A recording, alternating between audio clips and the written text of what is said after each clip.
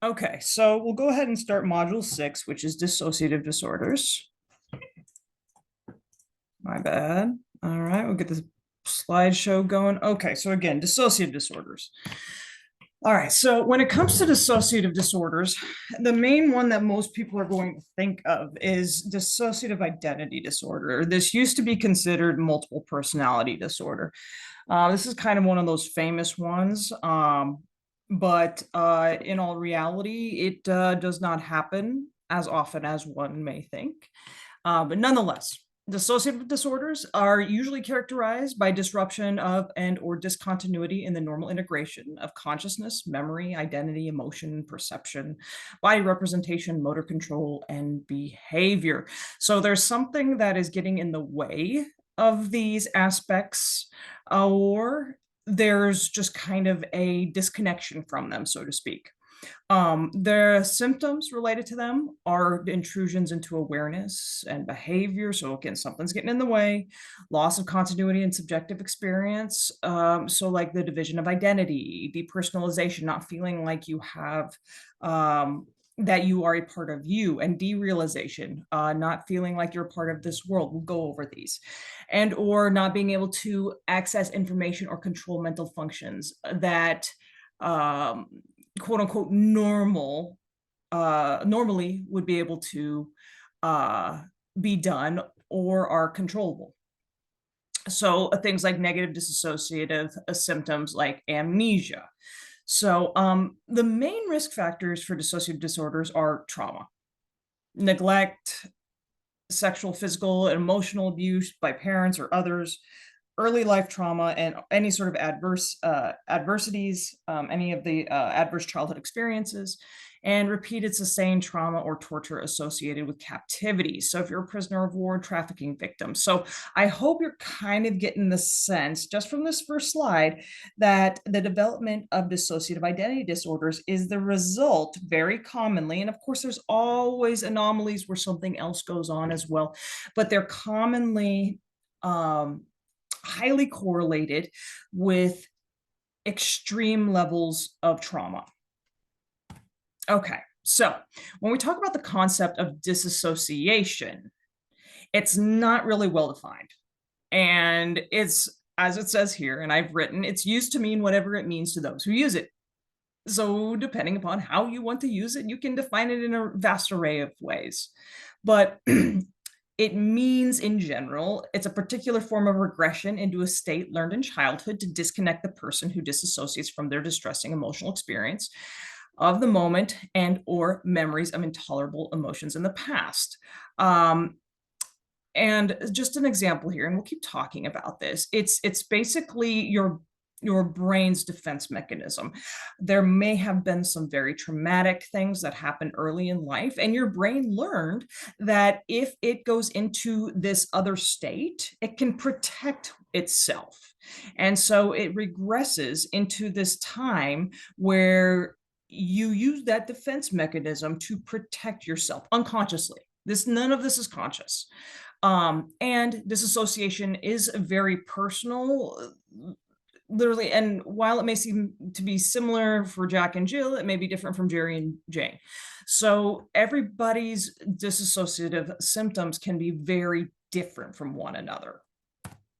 So these are some of the common dissociative experiences that we may have in everyday life, but do not mean that they are pathological in nature or that you have any sort of dissociative disorder. So I'm putting these on here just so as we go through this, people don't necessarily think like, oh my gosh, I have that, or, I do this here and there. In general, most people do not. So please do not diagnose yourself. But anyways, most of us will daydream, we'll miss parts of conversations, we'll come in and out of conversations. Fantasizing, very vivid fantasizing, forgetting part of a drive home. I can't tell you how many times I've done that, and I don't know how I got where I am. Calling one number when intending to call another. Again, just little lapses in memory or thought. Driving to one place when intending to drive somewhere else, or like missing a turn. Reading an entire page and not knowing what you read. Not being sure whether you've done something or only thought about doing it. Seeing yourself as if looking at another person. Remembering the past so vividly, you seem to be reliving it. And, sorry, Not sure if an event happened or it was just a dream. That's what the bottom one says, if you can see this part here. So again, it is disassociation. All of these are aspects of disassociation, but in general, they're not pathological. These are not symptoms that a psychiatrist is going to say, oh, you definitely have a dissociative disorder. We all, to a certain degree, go through these symptoms at one point or another.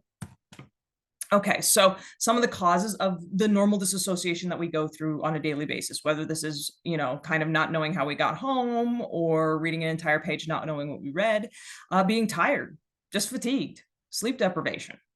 If you do not get enough sleep, I mean, you kind of zone out. Or again, if you're trying to do a lot of homework and you are very, very tired, you may not know what you just read or what you just completed. Stress, yes, the overactivity of the central nervous system is going to result in your body and brain's focus on things that are absolutely integral, not necessarily that page that you're reading in front of you. It's in fight or flight response. And so if you are trying to read a page of a book or get somewhere, your focus may be on something else. Binge drinking, yes. Okay, that is not outside the realm of possibility as people continue to drink. Parts of the brain and nervous system are going to be suppressed and inhibited. And as a result of that, there may be gaps in memory. An individual may not know how they got somewhere. They may miss parts of conversations, and all of that has to do with parts of the brain being depressed, and so it doesn't function in the same way it would normally. Drug use, and this could be anything from using marijuana to methamphetamine to hallucinogens. There can be gaps in consciousness. There can be issues with focus. There could be other sensory experiences that you wouldn't otherwise have. Confronting a new environment. Yes, when you go into a new situation, because of all of the stimulation, there might be parts that you miss. For example, when I meet people in a new situation, again, I'm usually pretty stressed, anxious, and I'm just trying to take in all of the information. And I meet somebody and they tell me their name and I don't remember it. Feeling preoccupied or conflicted, yes, because your cognitive load is so heavy at that point that you are not able to process additional information. Thus, you may not catch everything. And engaging in certain religious or cultural rituals or events. And this could even go into things like meditation, in which you might actually feel as if you're not part of this world or your body, or you feel yourself floating off. That is quote unquote normal. So this is when we get into, okay, some clinical. This is when disassociation becomes pathological and potentially could be diagnosed. And these are just some personal examples I've gotten from people. And so again, this isn't going to be the same for everybody. And I hope that you can see that, again, there's a lot of differences between these experiences and beyond this. Okay, so an example, when you're not all there, when you're a little or a lot shut down, when your everyday motions just feel like a dream constantly, when you've had pieces of yourself feel like they don't belong to you, that's when we kind of get into that depersonalization, or that your voice is coming from a different place, or that you're somewhere behind or above your body. So it is almost as if it's an out of body experience, kind of like a third person role playing game you might play in a video game. Another example, I honestly felt nothing. Like I was there, it was just happening to me, but I was like a zombie, just completely blank minded. I was like, huh, okay, this is happening. No pain, no emotions, just blankness. You will sometimes hear that from specifically survivors of sexual assault, especially sexual assault earlier in life, in that what happens is again, depersonalization, they can remove themselves from their experience and remove any sort of emotions or thought processes. Again, it's a defense mechanism the brain does in order to protect itself and the body. It believes it's protecting the body and itself.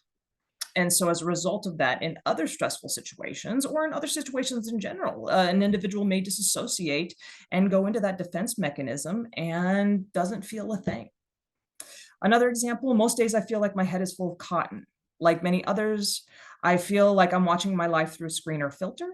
Things don't feel real sometimes, like my limbs or other people. So you're getting a mix of derealization and depersonalization. I often struggle with memory issues, blanking out, daydreaming. I'll sometimes have a strange taste in my mouth or feeling in my head when things are really intense. And again, my emotions are severely muted. I've laughed or cried only a few times in recent history or memory. So again, we're kind of getting, again, you're separated from oneself, not experiencing reality as it is. And I know that these get a little bit long, so just hang with me. The most common dissociative feeling I have is just feeling really spaced out. It's a stress reaction for me and turns up when I'm struggling with crowds, a difficult therapy session, things getting too much for me, etc. So too much stimulation. All sounds around start to blend into one mass of sound, and I stop being able to follow a conversation. Time and distances start to get a bit blurry and distorted. I feel like everything kind of slows down and proportions of things go askew. I feel very separate from my surroundings, like in a little bubble. Often voices or intrusive thoughts get a bit loud in my head. Sometimes autopilot takes over and my feet are getting me from A to B, but I watch myself from within myself. But at other times, this seems to fail, and I'm at the supermarket blindly staring at yogurt, unable to think of what I'm supposed to do. Another one, I guess the most severe would be times when I miss time. So I've been doing stuff or things have happened and I just have no recollection. It's a very odd and bit unsettling thing to happen. Often I have a couple days afterwards of milder disassociation. Again, so we're looking over a period of time, not just one instance. Like we might have, missed a part of a conversation or forgotten to make that turn. This is chronic. It's a very odd and over certain news I will or days where I somehow won't see what's happened despite obvious signs. An example. A couple of years ago, I somehow injured myself, leaving bad and large bruises. I have no idea what happened, but as far as I know, I had a quiet day at home. There's no drinking involved, although I couldn't say what exactly I'd been doing. For a few days afterward, I was vaguely aware that I was very sore, but didn't wonder at all as to why this was. It didn't seem important. I didn't seem to be able to think about it. Then one day I had a sudden realization of, wow, it's not normal to hurt this much. And WTF, I have horrible bruises. And again, luckily that stuff doesn't happen much. But again, it's literally as if the brain removed oneself from the situation in order to protect itself. And even to the extent that this individual didn't have the capacity to reflect on, like, oh my gosh, what happened last night or what happened last week? The brain shut itself off from that. Okay. So let me see here. Okay, so we're doing okay here. I will get more into, I was just checking, I will get more into depersonalization and derealization as we go down here to tell you kind of the differences, even though I've just given you those examples. So I hope it gives you a basic idea of some pathological aspects of disassociation in comparison to normal things that we will experience or most people will experience. But we have three different types of dissociative disorders. We have depersonalization, derealization disorder, and this is when there are frequent episodes where somebody feels detached from their own mental state or body. Dissociative amnesia, somebody forgets important personal facts, including identity for no apparent organic cause. And so this is different than the amnesia you might think of, the anterograde or retrograde amnesia after somebody has like a head injury. Dissociative amnesia is purely psychological. It's something psychologically traumatic that happens that actually causes the amnesia. There's nothing physical that happened. It's all psychological. And then dissociative identity disorder, the one that most people are familiar with, it's characterized by disturbances in identity and memory. And unfortunately, even in Hollywood films, they will commonly get basically misrepresent this disorder. One instance that I can think of in which the character was said to primarily have this disorder was in the movie Split. And in the movie Split, this individual was basically depicted as a horrific individual that was violent and literally held hostages. And I think it creates stigma. And I think that Hollywood has done this for a vast array of disorders, but it definitely creates stigma in that the majority of people with DID, they're not like this. And additionally, some of the symptoms that were explained in Split are not dissociative symptoms and probably would be construed as other disorders. Anyways, I digress. So some other conditions with dissociative symptoms. Okay, so here's the thing about any psychological disorder, and I don't know if we've really talked about this. You don't just necessarily have one. You may have a multitude of disorders. Um, and so when we talk about this, usually, okay, so if we're talking about something like depression, just as an example, if we're talking about something like depression, it's not uncommon for somebody to also be diagnosed with an anxiety disorder. Also, there's other disorders where they've commonly run together, but with dissociative symptoms, some of the other disorders or symptoms you're going to see blur into it or be commonly diagnosed together would be something like substance intoxication or a substance use disorder. There may be psychosis, and in that regard, you may have to look at a psychotic disorder diagnosis as well. Depression, personality disorder, because personality disorders, some of them are very trauma-based, and then factitious disorder. This is also known as malingering, or was also known as Munchausen's years ago. And we will be going over that disorder as we go. So,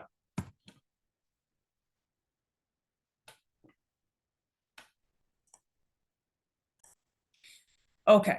So again, we have different types of amnesia, as we were just talking about. This is where we'll start out. We have anterograde amnesia, and anterograde and retrograde amnesia are going to be due to physical issues, a physical or traumatic event. So I'm just making sure that I am recording. But anterograde amnesia is the inability to form new memories after something happened, like let's say a traumatic brain injury. And so with that being said, this is a type of amnesia where somebody has a brain injury. They can remember what happened at their 8th birthday party, but they cannot create new memories in the future. Dissociative amnesia seldom involves anterograde. Retrograde, okay, this is the loss of memory for events that occurred before the onset of amnesia and the condition caused it. Okay, so with this, again, in general, we're usually talking about some sort of traumatic brain injury. But again, a traumatic brain injury occurs, and then individuals can make new memories, but they cannot remember what happened at their 8th birthday party. Now, retrograde amnesia and dissociative amnesia are different types of amnesia, but the retrograde part of that initial amnesia is commonly associated with dissociative amnesia, in that individuals who have dissociative amnesia will commonly have amnesia for their personal info. So even something like, what is your name? Or where were you born? Or what's your parents' names? But not necessarily general information. So they may be able to answer, like, what is the state capital of Nebraska? Or when was the Declaration of Independence written? They can answer questions like that, but when it has to do with them, they have a hard time doing that.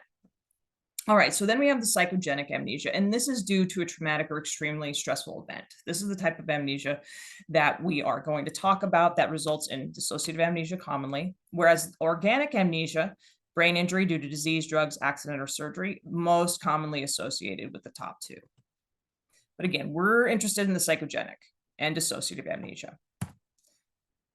Okay, so this is the diagnostic criteria in the DSM-5 text revision that is required in order to obtain a diagnosis of dissociative amnesia. And so in general, dissociative amnesia, it's an inability to recall important autobiographical information. Again, just even something as simple as your name, usually of a traumatic or stressful nature, and inconsistent with ordinary forgetting. So it's just not like you forget, what happened at your 8th birthday party, which I wouldn't even be able to tell you at this point in my life, but that's normal.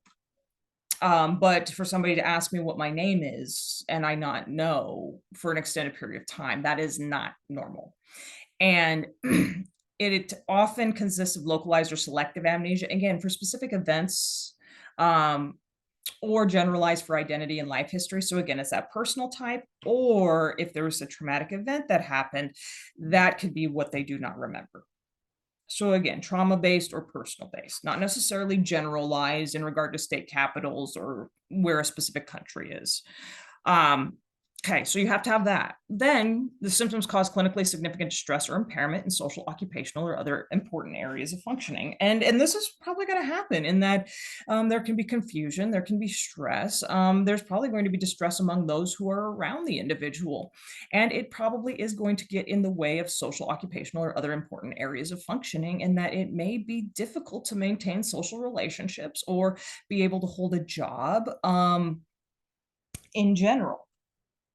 And let me see if there's something else in here that I could.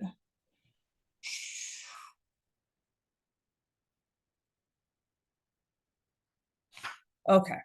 And the disturbance is not attributable to the physiological effects of a substance. So we can't be talking about somebody who is dropping acid or using methamphetamine for extended periods of time, or any sort of neurological or other medical condition. So it can't be the result of like complex seizures, traumatic brain injuries, transient global amnesia, anything like that. So it can't be physiological in nature or neurological. It is only psychological. And the disturbance is not better explained by DID, which we'll talk about, PTSD, which can be part of, can have glimpses of symptoms of this, again, because it's trauma-based. Acute stress disorder, also trauma-based, somatic symptom disorder, or major or mild neurocognitive disorder, and that's when we're getting into the dementias. And you can specify as well. So in general, somebody with dissociative amnesia, I mean, they may just not remember, I mean, aspects of themselves or a specific event, but also what we might see here and there are individuals who have a dissociative amnesia with a fugue state. And these are individuals who, again, they're struggling with that amnesia part, but what they also do is apparently purposefully travel or wander. And that is associated with amnesia for identity or for other important autobiographical in information. So that can sometimes happen as well, literally in that these individuals just wander.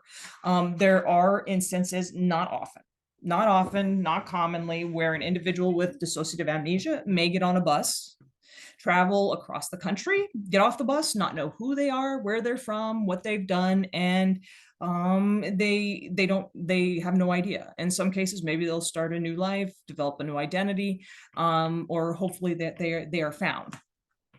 But again, without that personal history, they don't have anything to base anything on. But again, all of these disorders we're talking about today are very, very they're very rare. So a 12-month prevalence for dissociative amnesia among adults. So your chance of developing this in the next 12 months, and this was a very small community study, very small, because here's the thing is that, again, not many people have this or have been diagnosed with this. So in this very small community study, the chance was 1.8%. Let me see if there's anything else that we can. And when it comes to this, there are suicidal and other self-destructive behaviors that are common.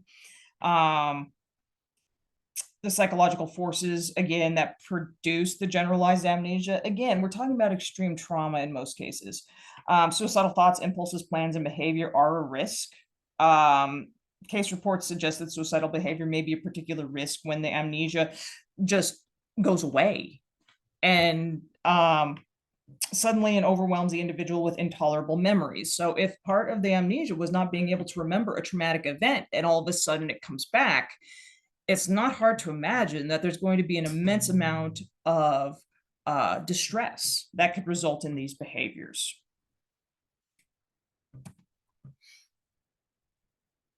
Okay, let me get my computer working here. Okay, so the most common types of amnesia, again, in dissociative amnesia, localized, remembering events occurring during a circumscribed period of time, commonly associated with trauma, selective, inability to remember specific events occurring during a circumscribed period of time. So maybe they remember like that something happened, but there's specific events in that instant that they cannot remember, like exactly what happened. Generalized, that's loss of memory, encompasses everything. And again, so that's not going to be as common as we talked about. And then systematized, this is the inability to recall memories related to a certain category of information. So memories related to somebody's father or uncle. And again, this could be trauma related depending upon who and what is associated with the trauma. Okay, so now let's talk about the discrepancy between depersonalization and derealization. So I apologize for the squeakiness. That is my desk.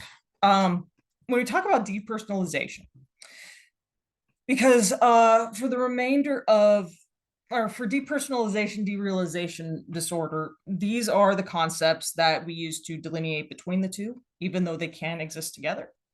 But depersonalization, this is when individuals experience unreality, detachment, or being outside, being an outside observer with respect to one's thoughts, feelings, sensations, bodies, or actions. So the best way that I can explain it is one does not feel as if their body is their own.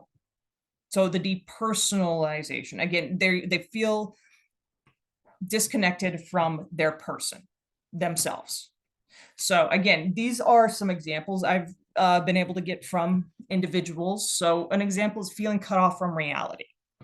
A very common symptom in which one feels as though there's a barrier, like a pane of glass between you and reality. You feel like you're not real. The feeling that you're a robot and that you're watching yourself go about your life.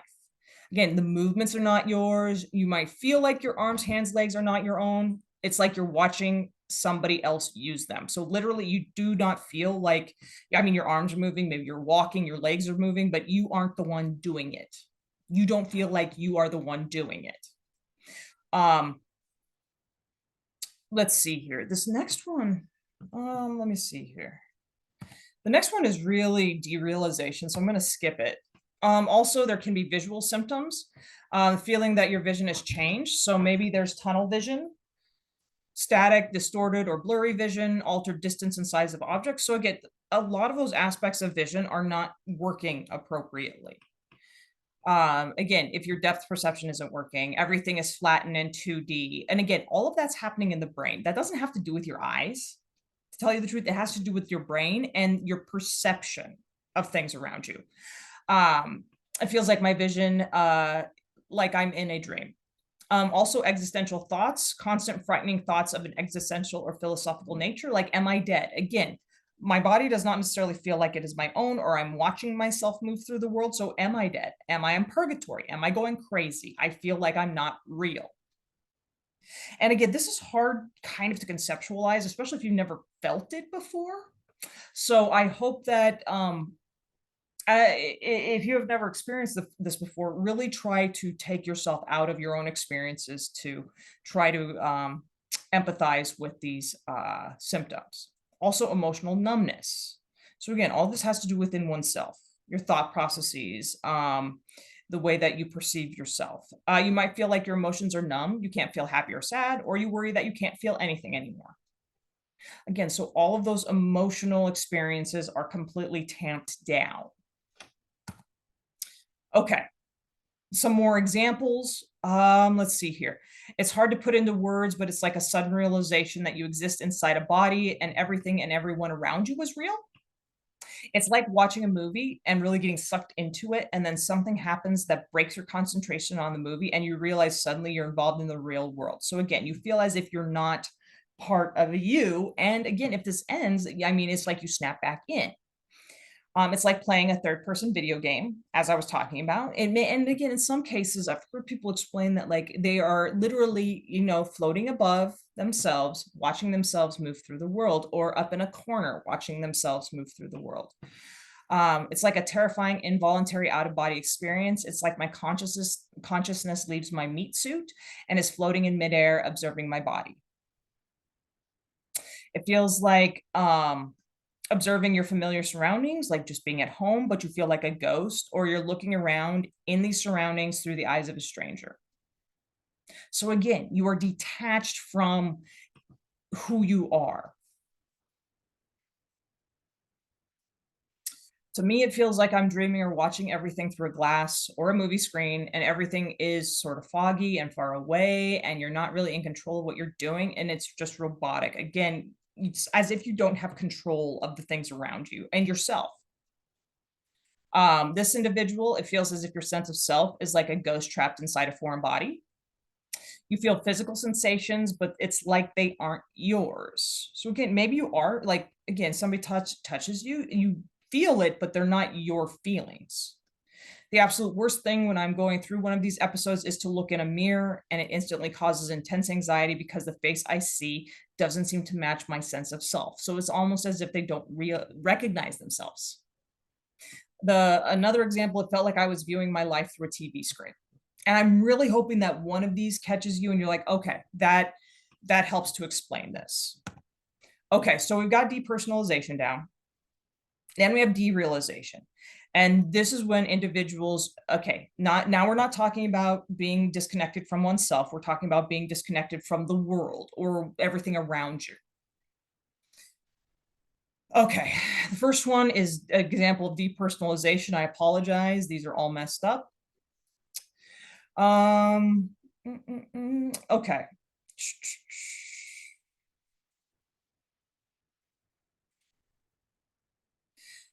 Okay, so the first example, I'm just making sure these are correct because they are kind of messed up. It can make you feel like you're not real or that nothing around you is real. You know it's not true, but it's very convincing. Things seem closer or further away than they really are. It's too quiet and too noisy. And again, with some of these, it's kind of a mix as well, just to put that out there. Some of these are individuals that are both feeling or experiencing depersonalization and derealization at the same time. Sometimes it's too quiet and too noisy at the same time. Again, so it's not binary. It's not just too quiet or too noisy. It can be both. You might lack empathy and struggle to keep or develop new relationships, keep up with conversations, as we talked about. You hear the words, but your brain can't process them fast enough. Here's the part that's really derealization. You can become desensitized to your immediate surroundings to the point of putting yourself in a danger of an accident. Because again, you aren't aware of what is real around you. This individual, I walked into roads when the traffic lights were on green multiple times. All in all, you just can't seem to connect with anything. Emotionally, your brain isn't processing the world as it should. And I think I've got one good one that I should have been up here. Yes, this one right here. It's under depersonalization. Very sorry. Two of them. You feel cut off from reality. Again, this is derealization. Sorry, it's all messed up. You're cut off from reality. It's a very common symptom in which one feels as though there's like a barrier, like a pane of glass between you and what is real.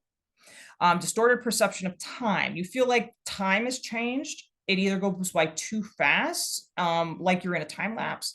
There are gaps and distortions that you're jumping from one moment to another, and recent events can feel like they happened a long time ago. So time changes. The experience of time, because we can kind of, again, we take this for granted, but we can kind of feel how long a minute is, how long an hour is. For these individuals, time speeds up or slows down. Okay, so again, these aspects of the world no longer seem to fit what we would consider to be normal. Okay, some more examples of derealization. It's like being in a dream. Have you ever had a dream where you knew it was one? So it's kind of like lucid dreaming. That's the exact feeling I get. Very suddenly, I'm feeling like I'm not really where I am and my surroundings aren't real. Like it's all a dream. I'm not sure how to wake up from it. So instead of somebody who's lucid dreaming, who recognizes that, oh, I'm in a dream, this is what an individual feels like when they're awake. Also, have you ever watched The Matrix? Remember how, and again, if you've watched The Matrix, hopefully you can empathize with this.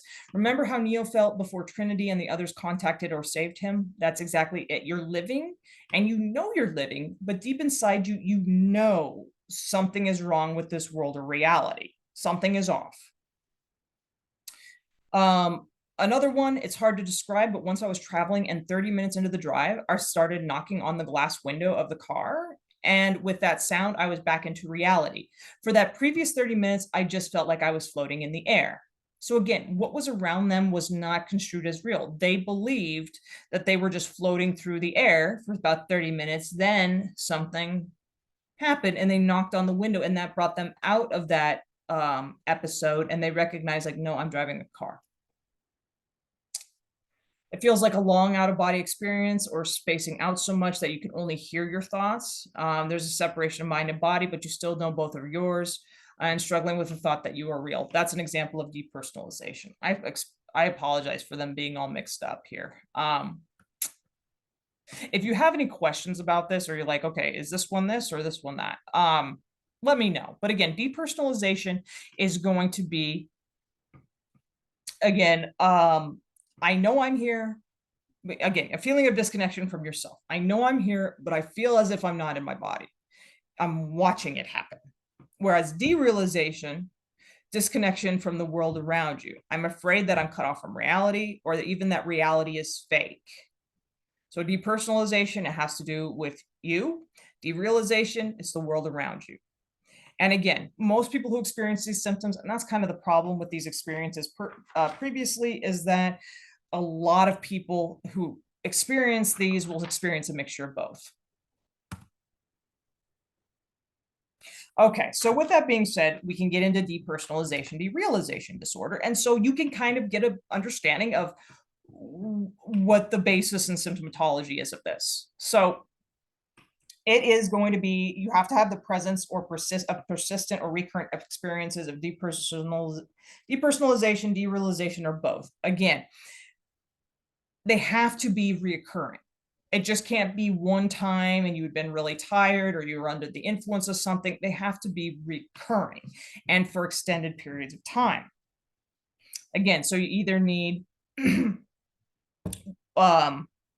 depersonalization, derealization, or a mixture of both to get that first criteria. Then during these experiences, reality testing remains intact. Again, so like the individual that was, again, they believed that they were floating for about 30 minutes, but then they were able to knock on the window and get themselves out of that episode and recognize they were driving. Again, that's reality testing. Or being, again, feeling like you're in a third-person video game and not feeling like you are in your body, but you recognize like, I don't feel real. I don't feel like I'm in my body. This is happening to me, but I don't feel like I'm in my body. So again, that reality testing is there. These individuals have the ability to be like, okay, know that this is not correct. I should not be in this. And again, it might come and go, but it's still there. The symptoms do cause clinically significant distress or impairment in social, occupational, or other important areas of functioning. It really will. It's going to be hard to navigate the world, and going through depersonalization or derealization can be very stressful, very distressing for an individual. And again, the disturbance is not attributable to things like substances or other medical conditions like seizures. And the disturbance is not better explained, again, by something else like schizophrenia, panic disorder, major depressive disorder, acute stress disorder, PTSD, or another dissociative disorder. So we have to do what's called a differential diagnosis. And so we have to determine, okay, we have this symptom. Yes, it might apply to all of these, but then we have to determine, okay, what other symptoms are there or not there to rule some out. Okay, so with that one being said, all right, just a few more things about depersonalization, derealization disorder. The 12-month prevalence of this disorder is, let's see here.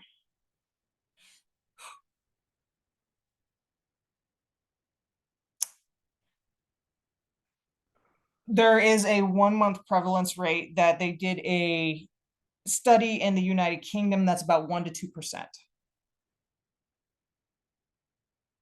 2%. In general, about half of all individuals have experienced at least one episode of this. And it's probably when you're going through like a stressful time.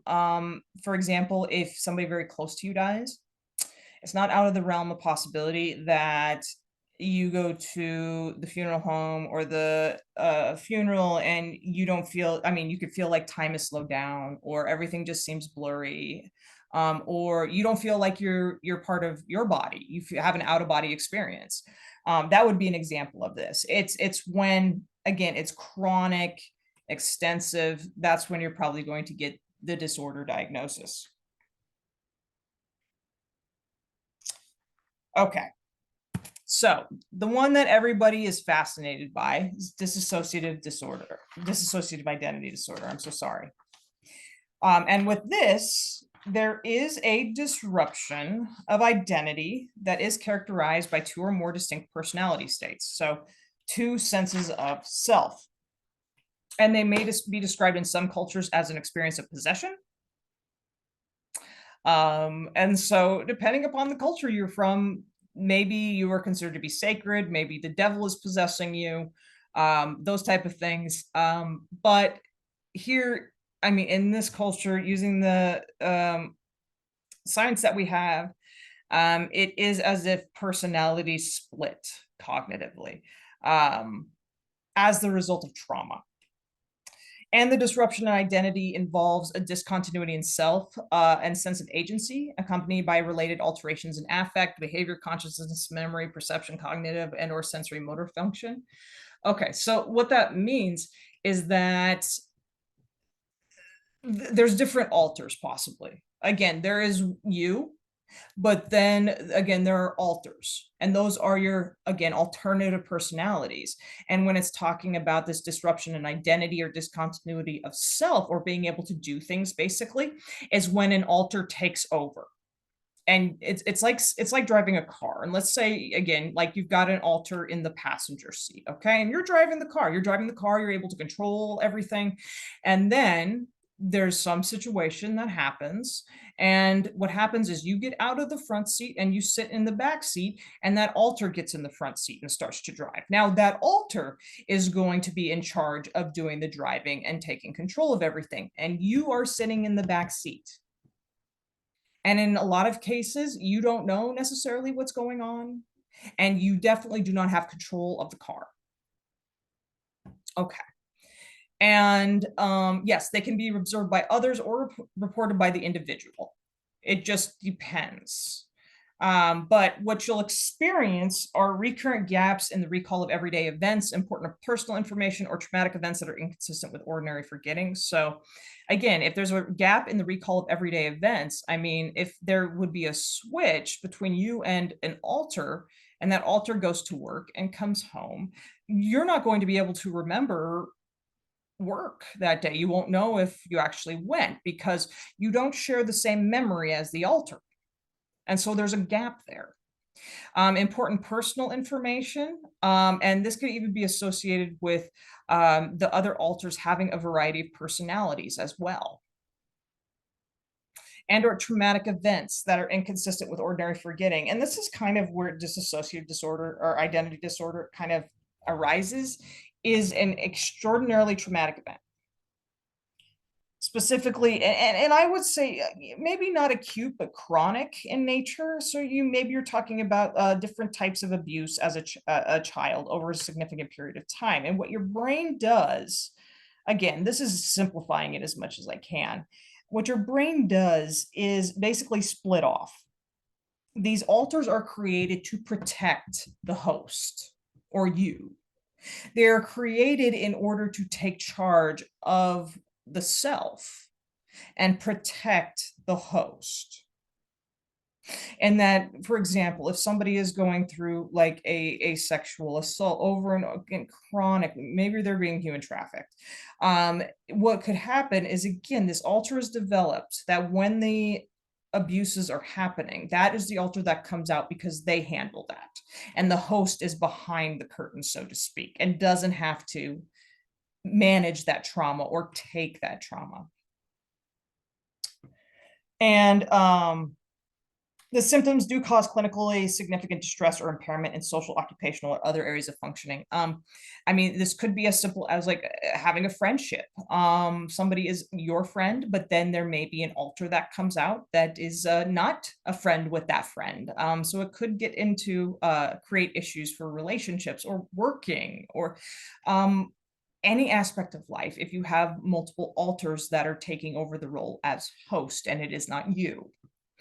And this is, and again, you have to make sure that this isn't part of a normal or broadly accepted cultural or religious practice. So I wouldn't be able to name any, but there's always a possibility that this type of experience could be culturally or religiously accepted and not considered to be pathological.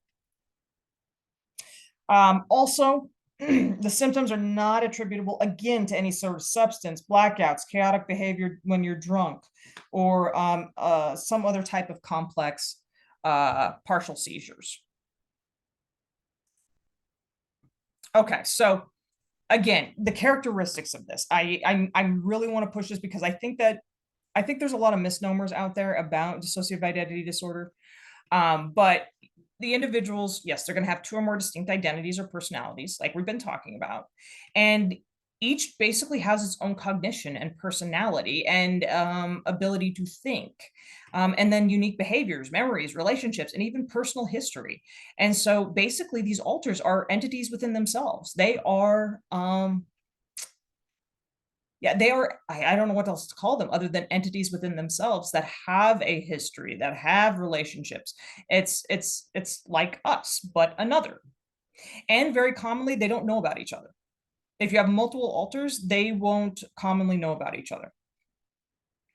And the transitions between alters are usually abrupt and triggered by stress or external cues. I am going to say that, and again, I can't speak for all of it because we don't completely understand this disorder and there are so few people that have it.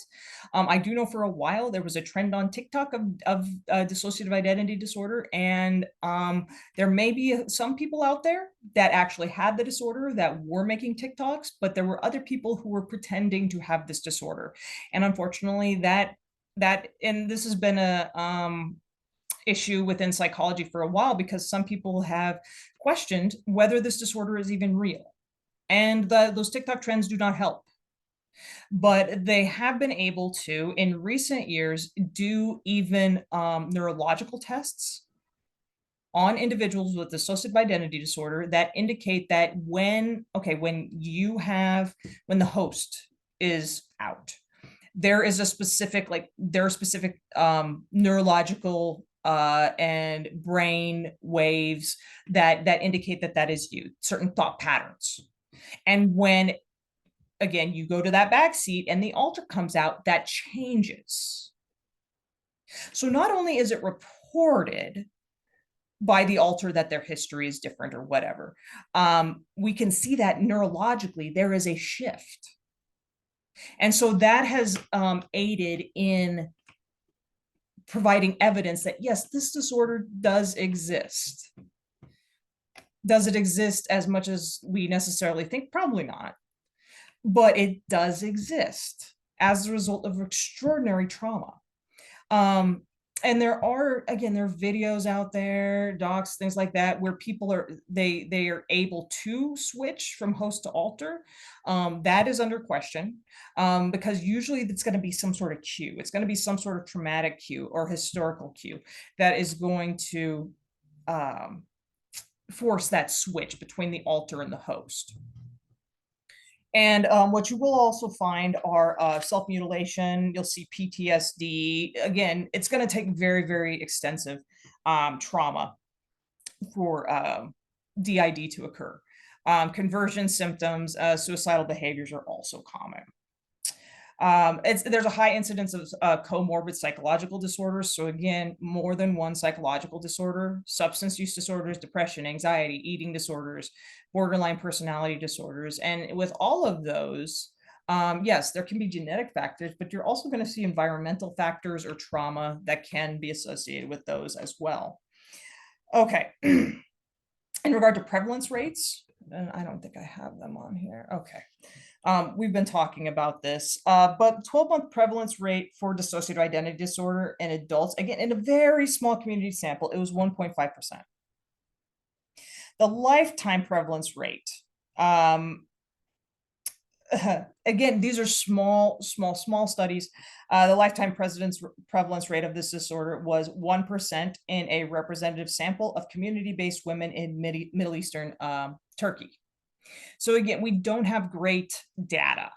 We aren't doing like global samples or entire country samples. We're talking about like small community samples or very specific ethnically based samples.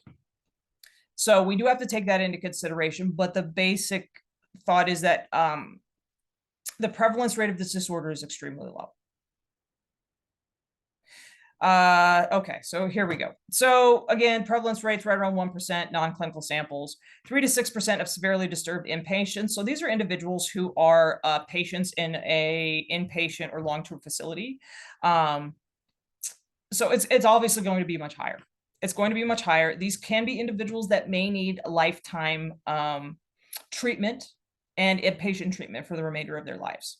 Onset almost always in childhood. And that goes to show, again, those very, very early extreme traumatic experiences is basically where this begins. Gender differences, it's about 3 to 9 times more frequent in women, and you can just maybe consider early childhood experiences, or really you're looking at like chronic sexual assault may be more common among women than men. I'm sure there's plenty of other variables. That would be the most stereotypical answer. And women tend to have more identities than men. Women will on average have 15, men will have approximately 8. And it tends to last a lifetime as well in the absence of treatment. Obviously, there are different therapies that can be done to sometimes what's the word? Bring the alters together or process the alters. And obviously this would take a very specialized clinician. And when it comes to age, the frequency of switching may decrease with age, especially if treatment is involved. Also, biological correlates, there is demonstrated changes in optical functioning and altered identities, kind of like I was talking about neurologically. You can have alters that maybe don't have 20/20 eyesight like you might have, and so they would be able to see that. And because of that eyesight change, again, that's an indication that something is changing neurologically and potentially somebody switched to an alter. So again, there is really great biological and neurological evidence that helps to explain major correlates of or the evidence explaining that this is a disorder that exists. And again, when we talk about causes, I've talked about this throughout this whole chapter. Alters are created under conditions of extreme childhood trauma, severe physical, sexual abuse, human trafficking, probably say things like genocide, refugee status, war, very experiences that are very much outside the norm. And also in regard to these experiences, a lot of the people that experience these things do not develop this. It's just unique to each individual. And again, as I was talking about, this disassociation is a natural tendency to escape from unbearable emotional or physical pain, and it's a defense against extreme trauma. So again, there's an aspect of your brain that says that it's going to protect you in one way or another, whether that is amnesia, as we were talking about, or that's the development of another entity within yourself. And that entity is what's going to protect you during those horrific experiences. There's some personality characteristics. Somebody's suggestible, imaginative, but that doesn't cause that by any means. I would say that those are negligible. Yes, lack of social support during or after the abuse. Again, maybe it was just chronic abuse throughout one's childhood, or the individual was in a situation where there wasn't help, or they were not believed. A chaotic, non-supportive family environment, absolutely. Again, if there isn't support, if there aren't positive factors that, kind of even out those risk factors. Again, a lot environmental causes. In regard to any sort of genetic aspect, there really isn't one.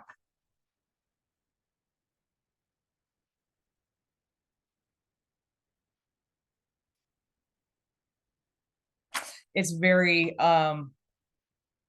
trauma-based, very environmentally based. I shouldn't say there isn't one. There will always be a small genetic influence, especially if 2 individuals with dissociative identity disorder were to have a child. That's going to obviously increase the chances that that child has it as well, because of the changes in the brain of those with dissociative identity disorder, or genetically, in regard to epigenetics. So I should not say that it is not genetically based. It's not primarily genetically based. And the developmental window of being most vulnerable to dissociative identity, it closes at approximately 9 years of age. And so what we're seeing is, again, it's probably going to develop, rear its ugly head very early in life, specifically during sensitive periods. Again, those early years in life are so sensitive to proper development, or appropriate development. And if this trauma occurs during that portion of time, it greatly impacts the possibility for a child to develop correctly. So treating it, the goal, yes, integrating the alters into one coherent personality. Easier said than done. But what a clinician would do is identify each personality, what its function is, roles, concerns. So get to know each alter, and then negotiate with them to fuse into one. So it truly is like a negotiation process. Also, trauma work is done. So identifying like the triggers that provoke memories of trauma or disassociation and neutralize the emotional charge the memories have via desensitization, reliving, re-experiencing, possibly EMDR as well. And by identifying and addressing those cues, it's going to decrease the amount of times or possibility that, again, an alter is going to have to take over the steering wheel, because that is usually what is going to cause that to happen. It helps a person develop adaptive strategies for dealing with the stress instead of, again, the alter just comes out. Use of hypnosis is common but controversial. There's other approaches that would be much more helpful. Hypnosis does work for some people, though. It's just not as evidentially based as other treatments. Yeah, long-term psychotherapy is indicated. I'd say probably for the rest of one's life. They may use antidepressants and anti-anxiety drugs, because those are going to be common symptoms that go along with this. Also, the major thing down here, do no harm, don't encourage disintegration. So unless a patient is ready to integrate or disintegrate any of those alters, that is not to be done. When it comes to any of the trauma-related disorders, truly, until somebody is ready to go into that, to possibly discuss the trauma, to relive it, to work through it, actually addressing it is harmful. If somebody is not ready to address their trauma, it is very potentially damaging for a clinician to just like jump right into somebody's trauma.